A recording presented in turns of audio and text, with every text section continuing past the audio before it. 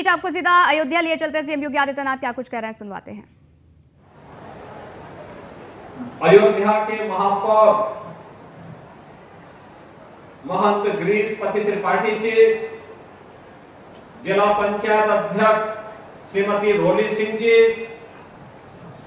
मान्य विधायकगण श्री वेद प्रकाश गुप्ता जी, श्री रामचंद्र यादव जी, डॉक्टर अमित सिंह चौहान जी, विधान परिषद सदस्य श्री हरिओम पांडे जी, प्रांशुदत्त द्विवेदी जी, पदम सेन चौधरी जी, भारतीय जनता पार्टी के जिला के अध्यक्ष श्री संजीव सिंह जी, अभिषेक मिश्र जी, जितेंद्र सिंह जी, आज के इस कार्यक्रम में उपस्थित अयोध्या लोकसभा सीट से जुड़े हुए सभी उपस्थित भाइयों बहनों, प्रधानमंत्री मोदी जी के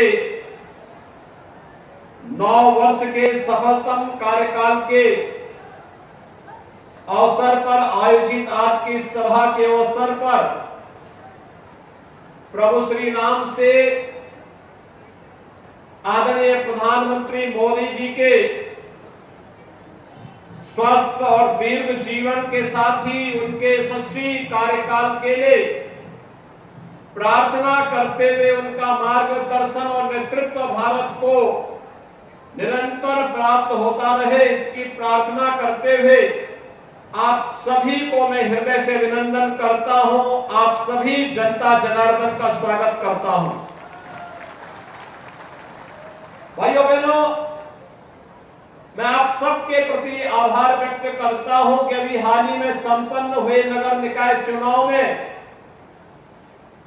अयोध्या में महापौर के साथ ही विभिन्न नगर निकायों में आपने उत्साह से भाग लेकर के डबल इंजन सरकार पर विश्वास किया और इसीलिए डबल इंजन की भारतीय जनता पार्टी की सरकार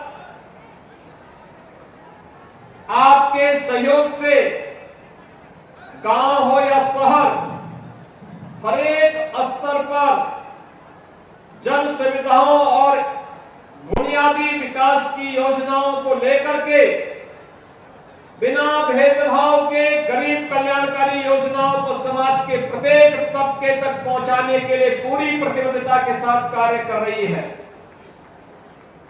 आज उसी श्रृंखला में 1000 यानी लगभग 2000 करोड़ रुपए की परियोजनाओं का लोकार्पण और शिलान्यास अकेले अयोध्या लोकसभा सीट के अंदर हो रहा है। इसके लिए मैं आप सबका हृदय से बधाई देता हूं, आपका अभिनंदन करता हूं। भाइयों बहनों, आज हमारी अयोध्या दुनिया की सबसे वैभवशाली नगरी बन रही है और ये जनपद सबसे वैभवशाली जनपद बन रहा है। एक बार फिर से अयोध्या त्रेता युग की याद दिला रहा है, जब राम राज्य की परिकल्पना को जब साकार किया गया था प्रभु श्री राम के द्वारा। आज उस ओर न केवल अयोध्या जा रही है बल्कि पूरे देश को प्रधानमंत्री मोदी जी के नेतृत्व में एक नई प्रेरणा भी दे रही है। ये वही अयोध्या है 6 वर्ष पहले जिसका नाम लेने पे लोग संकोच करते थे। और आपने देखा होगा, मुझे लगता है हर महीना 1.5 महीने में तो मैं स्वयं ही यहां आ जाता हूं। मैं कल दोपहर के बाद यहां आ गया था, देर रात्रि 12 बजे तक यहां की विकास की परियोजनाओं को देखता रहा। आज सुबह पूज्य संतों के साथ बैठक करके और अभी आपके साथ संवाद बनाने के लिए महात्मा भरत की इस पावन साधना स्थली का दर्शन करने के लिए मैं आया हूं।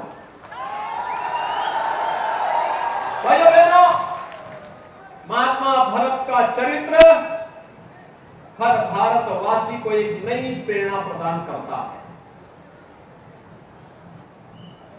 का भाई के प्रति किस प्रकार का संबंध होना चाहिए,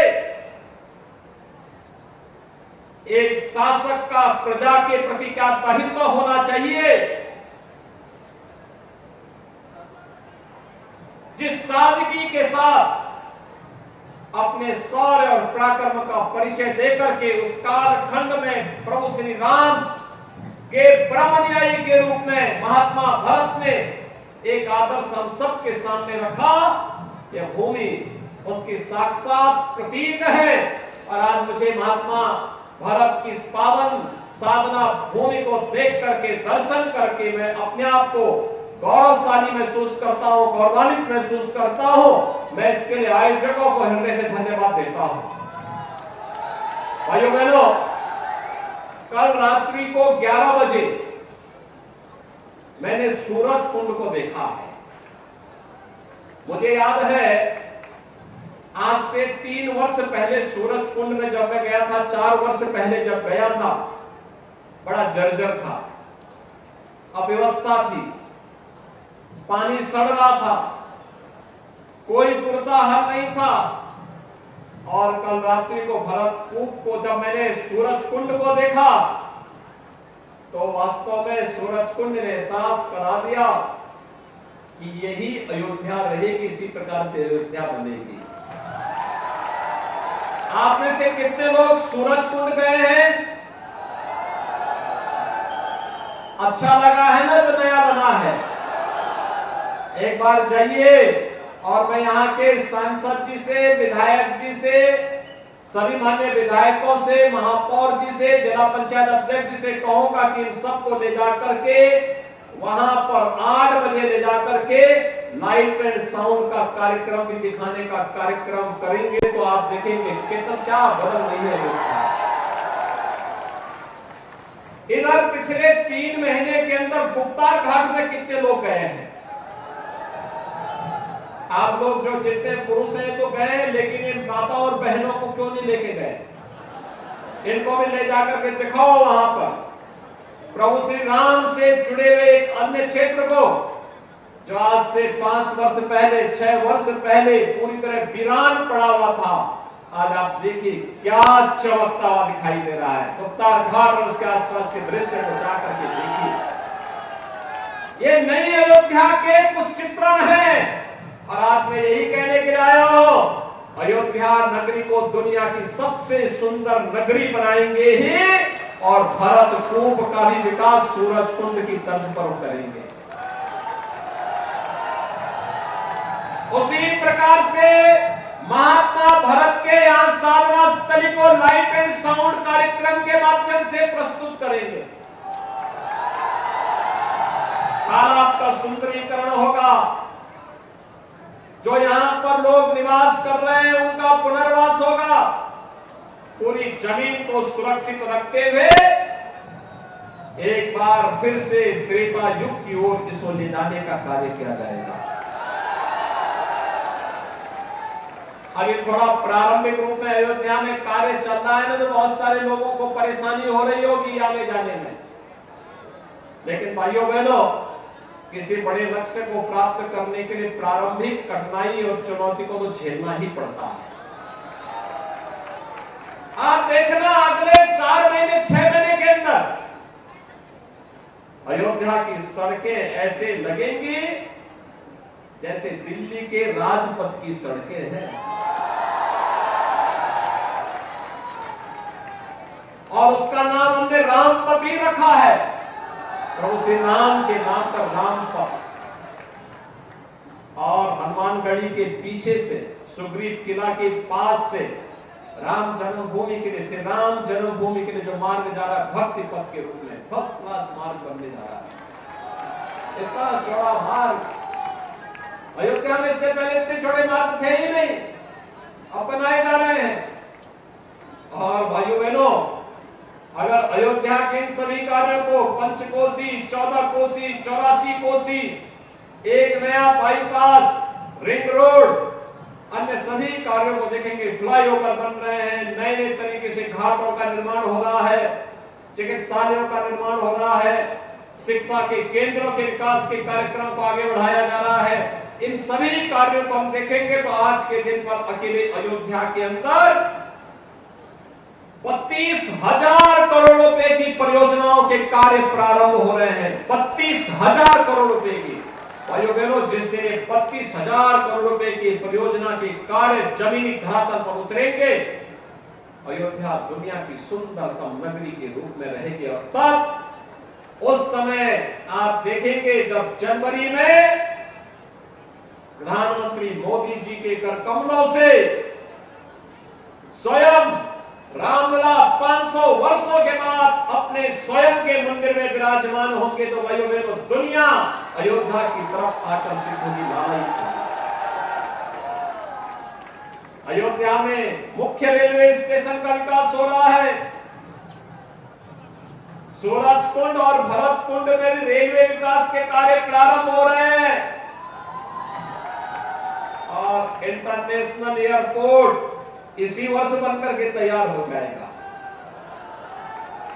इतना बड़ा एयरपोर्ट बन रहा है कि एक समय में एक विमान उतरा और तुरंत दूसरी तरफ आया, अगला विमान फिर 2 मिनट में दूसरा विमान वहां आ जाएगा। इतना अवसर अयोध्या के लिए आने जा रहा है, इतने अवसर आने जा रहे हैं कि जो अयोध्या में आया होगा वो पछताता होगा। जिसने अयोध्या में जन्म नहीं लिया होगा वह भी प्रार्थना कर रहा होगा कि मुझे भी अयोध्या में जन्म लेने का सौभाग्य प्राप्त होता तो मैं भी सौभाग्यशाली होता। भाइयों बहनों, राम के बगैर हमारा जीवन अधूरा माना जाता है। प्रभु श्री राम को हम लोगों ने जिस रूप में देखा है, पूजा है, उनकी भक्ति की है और भक्ति साकार रूप से अब हम सबके सामने रामलला के रूप में मंदिर निर्माण के कार्य के साथ ही विराजमान होकर के हम सबको दर्शन देंगे।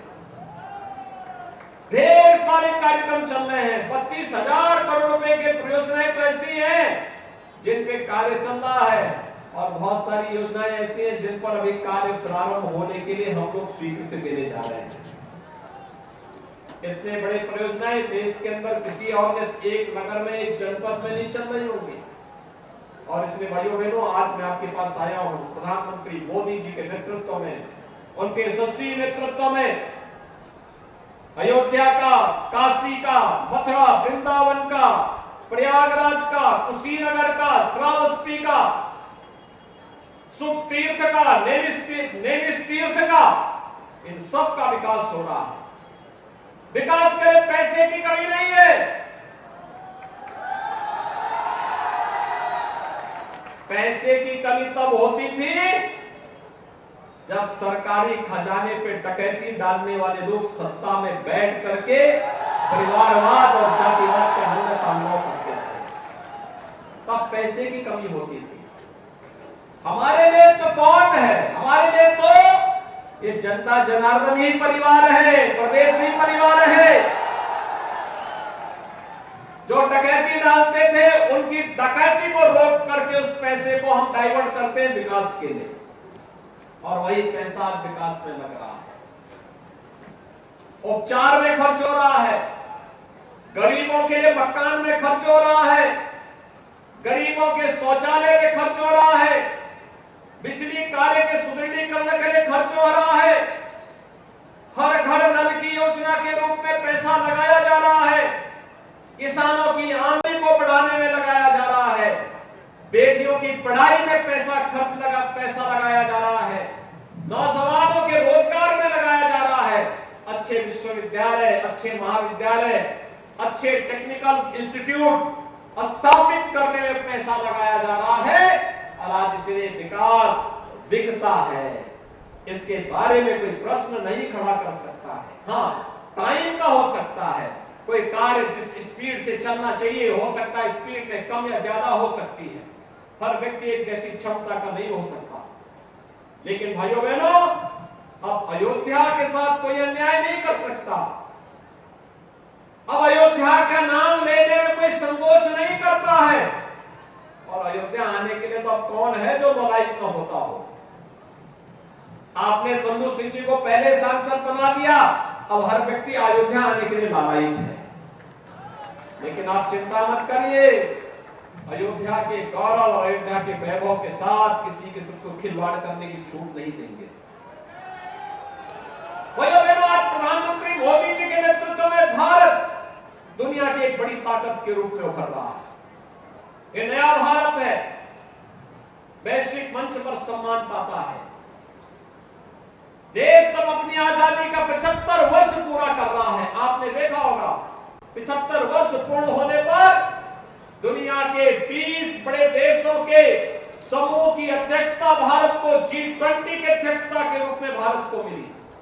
ये G20 के देश वही है भाइयों बहनों जिनके पास दुनिया की 65% आबादी निवास करती है, जिनका दुनिया के 80% संसाधनों पर अधिकार है, जिनके पास दुनिया की 85% जीडीपी है और जिनके पास दुनिया का जो भी पेटेंट होता है, पेटेंट का 90% अधिकार जिन देशों के पास है वे G20 के देश कहलाते हैं। भारत वर्तमान में अपनी आजादी के अमृत महोत्सव वर्ष में G20 समूह देशों का की अध्यक्षता प्रधानमंत्री मोदी जी के नेतृत्व में कर रहा है। जो ब्रिटेन भारत को लगभग 200 वर्षों तक गुलाम बनाया था, आजादी के अमृत महोत्सव वर्ष में उस ब्रिटेन को पछाड़ करके भारत दुनिया की 5वीं बड़ी अर्थव्यवस्था बना है। और भाइयों बहनों, प्रधानमंत्री मोदी जी का यह यशस्वी नेतृत्व इसी प्रकार से जनता जनार्दन का आशीर्वाद मिलता रहेगा तो आप देखना अगले 4-5 वर्षों के अंदर भारत दुनिया की 3री बड़ी अर्थव्यवस्था बनेगा। अर्थव्यवस्था की मजबूती का मतलब प्रति व्यक्ति आय में वृद्धि, हर गरीब को बिना भेदभाव के शासन की योजना का लाभ मिलना, कनेक्टिविटी बेहतर होना। पहले अयोध्या के लिए न ट्रेन थी और न सड़क ही आ पाती थी। मुझे गोरखपुर से अयोध्या आने में 5 से 6 घंटे लगते थे, या लखनऊ से अयोध्या आने में 5 से 6 घंटे लगते थे। आज भाइयों बहनों, गोरखपुर से अयोध्या 1 घंटे में, लखनऊ से अयोध्या 1 घंटे में।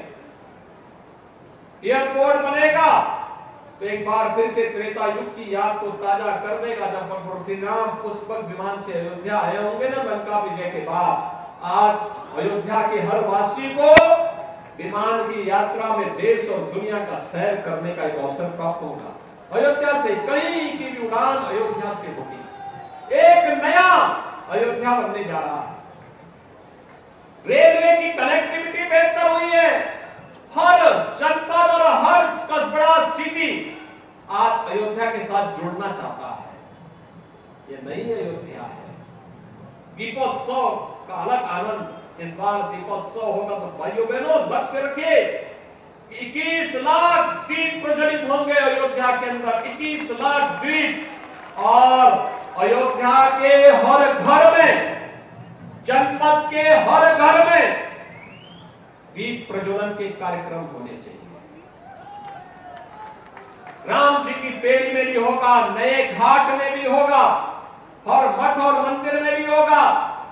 सूरज कुंड, भरत कुंड, जितने भी घाट हैं इन सब में दीप प्रज्वलन के साथ साथ अयोध्या के हर घर में भी दीपों से प्रज्वलित होती हुई अयोध्या जगमगाती हुई दीपोत्सव की दिन दिखाई देनी चाहिए। अभी से इसकी तैयारी हो, एक बड़ा इवेंट बनाओ, अभी से तैयारी प्रारंभ कर दो। अगले वर्ष हमारे राम आने वाले हैं, अपने घर में विराजमान होने वाले हैं, अपने महल में विराजमान होने वाले हैं, अपने स्वयं के मंदिर में विराजमान होने वाले हैं, और उसकी तैयारी दीपोत्सव के साथ हमारी प्रारंभ होनी चाहिए। एक लंबी श्रृंखला प्रारंभ होगी और उस कार्यक्रम के साथ जुड़ते हुए हम आगे बढ़ेंगे। भाइयों बहनों, जैसे वैश्विक मंच पर भारत की प्रतिष्ठा बढ़ी है, मैं चाहूंगा कि इस बार हमारे सांसद जी कोई राम जी की पेड़ी पर योग उत्सव के कार्यक्रम के साथ जुड़े, योग महोत्सव में कोई सूरज कुंड में, कोई भरत कुंड में, और इन सभी कार्यक्रमों को हमें उत्साह के साथ आगे बढ़ाना चाहिए। 21 जून को योग महोत्सव का कार्यक्रम होगा, उस दिन भी हमें इन कार्यक्रमों के साथ जुड़ना चाहिए। अयोध्या फिर से दुनिया के आकर्षण का केंद्र बनेगी। आज इसीलिए प्रधानमंत्री मोदी जी के नेतृत्व में सुरक्षा की बेहतर स्थिति हुई है। भाइयों बहनों, भारत एक बार फिर से दुनिया के सामने मानवता के कल्याण का नेतृत्व करता हुआ दिखाई दे रहा है। दुनिया में संकट आता है, दुनिया भारत की ओर देख रही है, प्रधानमंत्री मोदी जी की ओर आशा भरी निगाहों से देखती है। ये नया भारत है और इस नए भारत के लिए हम सबको अपने आप को तैयार करना है। हम भी तैयार होंगे तब भारत शक्तिशाली होगा, दुनिया की सबसे बड़ी ताकत बनेगा। ये हर गरीब को मिलने वाली योजनाएं बिना भेदभाव के, हमने योजना मकान दिए, प्रदेश के अंदर 54 लाख गरीबों को मकान मिले। हमने जाति, मत और मजहब नहीं देखा। जो प्रदेश का नागरिक है, भारत का नागरिक है, उसको योजना का लाभ मिलना चाहिए। किसी गरीब की जाति नहीं पूछी, हर गरीब को शौचालय दिया, बिजली का कनेक्शन दिया, रसोई गैस का कनेक्शन निःशुल्क उपलब्ध करवाया, कोरोना कालखंड में फ्री में राशन की सुविधा का लाभ दिया। बड़े बड़े कार्य हो रहे हैं, highway, railway, waterway, airport, medical college. ये नए भारत की नई तस्वीर प्रस्तुत करता है। इसलिए भाइयों बहनों, जब सरकार भेदभाव नहीं कर रही है तो विकास कराने वाली, लोक कल्याण के लिए समर्पित और विरासत का सम्मान करने वाली सरकार हमें लानी ही पड़ेगी। और वह प्रधानमंत्री मोदी जी के नेतृत्व में वो सपना साकार हो रहा है।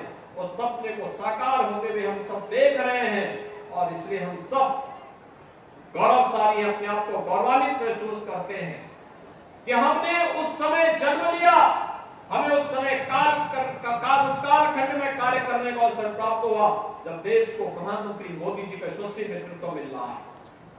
हम काशी में काशी विश्वनाथ देख रहे हैं, धाम को देख रहे हैं, और अयोध्या में रामलला के भव्य मंदिर के निर्माण कार्य के साथ साथ रामलला को अपने मंदिर में विराजमान होते हुए भी देखेंगे। मथुरा वृंदावन के सुंदरीकरण के कार्यक्रम को भी देख रहे हैं। प्रयागराज के कुंभ के भव्य और दिव्य कुंभ का भी आनंद ले रहे हैं। यही तो भारत है। और भाइयों बहनों, इसमें हम सबको मिलकर के कार्य करना होगा।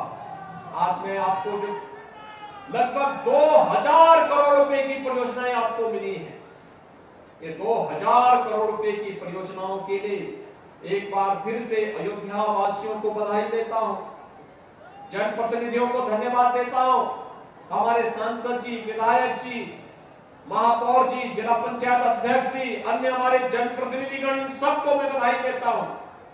इन लोगों के द्वारा जो प्रयास और जो प्रस्ताव दिए जाते हैं, सरकार प्राथमिकता के आधार पर से आगे बढ़ने का कार्य करेगी। अयोध्या के विकास के लिए, प्रदेश के विकास के लिए पैसा कहीं आड़े नहीं आने वाला है। पैसा प्रदेश का, एक एक पैसा प्रदेश के विकास में ही खर्च होगा। और आज उसी संकल्प के साथ हम यहाँ पर आए हैं। 9 वर्ष के यशस्वी कार्यकाल के लिए हर कार्यकर्ता घर घर जाकर के रथ जगाने का कार्य करे और 2024 में एक बार फिर से प्रधानमंत्री मोदी जी के नेतृत्व में दिल्ली में फिर से भारतीय जनता पार्टी की सरकार बने।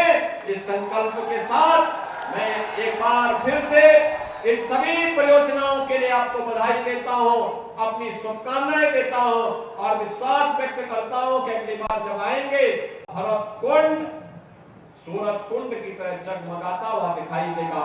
आप सबको मेरी शुभकामनाएं, बहुत बहुत बधाई, धन्यवाद, जय हिंद।